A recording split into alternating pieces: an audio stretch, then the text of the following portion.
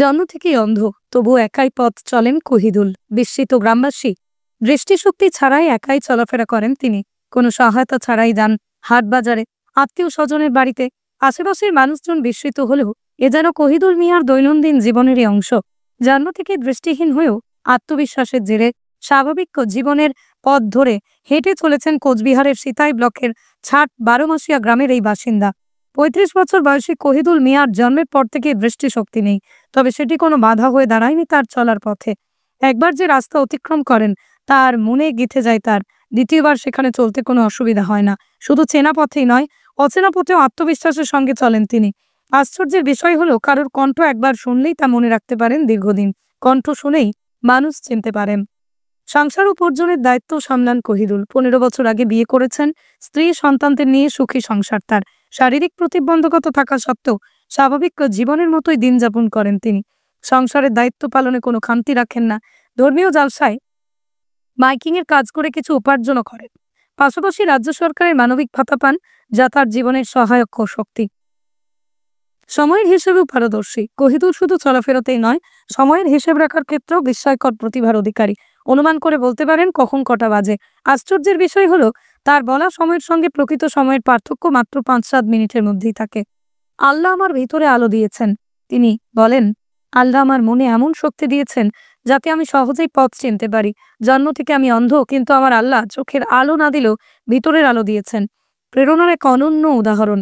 গ্রামের মানুষজন কহিদুলের এই জীবনযাত্রা দেখে বিস্মিত হন। কেউ বলেন অলৌকিক ক্ষমতা, কেউ বা বলেন ঈশ্বরের আশীর্বাদ। তবে একথা সবাই মানেন যে কহিদুলের আত্মবিশ্বাসই তার সবচেয়ে বড় শক্তি। কহিদুল মিয়ার জীবন আমাদের শেখায়, অদম্য ইচ্ছা শক্তি থাকলে কোনো প্রতিবন্ধকতায় সফলতার পথে বাধা হতে পারে না। আপনি জন্মগত অন্ধ হওয়া সত্ত্বেও বাড়ির বাইরে কিভাবে একাই চলাফেরা করেন?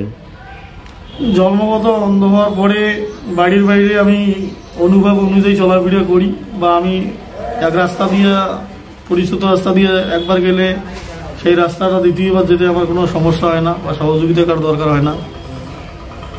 মানে সহযোগিতা আল্লাহ আমাকে যেভাবে চলে সেইভাবে চলি, আল্লাহ শুকরিয়া। আপনি কোন কোন জায়গায় একাই চলতে পারেন? শীতেই বলক চলতে গিয়ে আমার কোথাও অসুবিধা হয় না।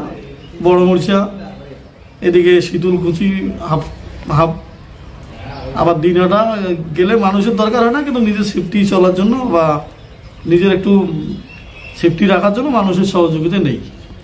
আচ্ছা, আপনি সময় অনুভব করতে পারেন? টাইম অনুভব করতে পারি বলতে গিয়ে 2-4-5 মিনিট ভাই, এটা তো অসুবিধা হবে। 2-4-5 মিনিট অসুবিধা হবে। আচ্ছা, আপনার চোখে এই পৃথিবীর রূপ কীরকম? আমার কাছে ভাই পৃথিবীর রূপ, আমি জন্ম থেকে যখন থেকে হয়েছি আমি তো কোনো রূপ বলতে অনুভব করতে পারি না। তবু কীরকম, কোন রং আপনার চোখে ভেসে ওঠে? না, ওগুলো তো আমি অনুভব করতেই পারি না। আমি জানি ডে নাইট একে আমার কাছে। আচ্ছা, তো এই যে আপনি জন্মগত অন্ধ হওয়া সত্ত্বেও একজন সুস্থ মানুষের মতো সব জায়গায় একাই চলাফেরা করেন, এই বিষয়টা কি বলবেন? সুস্থ জন্ম হওয়ার পরে, আমি অন্ধ হওয়ার পরেও মানুষের চলাফেরা দেখে আমারও মন চায়, বা আমিও সাধারণ মানুষের মতো চলাফেরা করতে চাই। সেই হিসেবে চলি, বা চলাফেরা করতে গিয়ে দেখি আমার কোনো অসুবিধা হয় না। আল্লাহ চালায়, মানুষের দোয়ায়, আল্লাহর শুকরিয়ায় মানুষের দোয়ায় চলি। রাস্তাঘাটে কোনোরকম কোনো সমস্যা হয় না?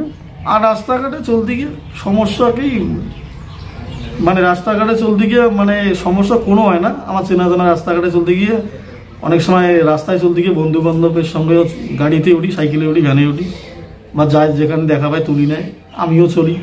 আপনি বিবাহিত? অবশ্যই বিবাহিত। কবে বিয়ে হয় আপনার? মোটামুটি 15 বছর হয়েছে। বাচ্চা আছে? 2টো ছেলে। তো এখন কি কাজ করেন আপনি মূলত?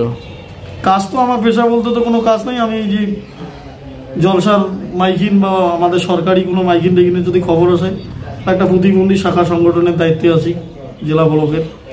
সরকারি সুযোগ সুবিধা ভাতা পান? সুযোগ সুবিধা মমতা বন্দ্যোপাধ্যায়ের মানবিক ভাতা পাচ্ছি। এমনিতে রেশন কার্ডের চাউল পাচ্ছি অন্তর্দায়ের।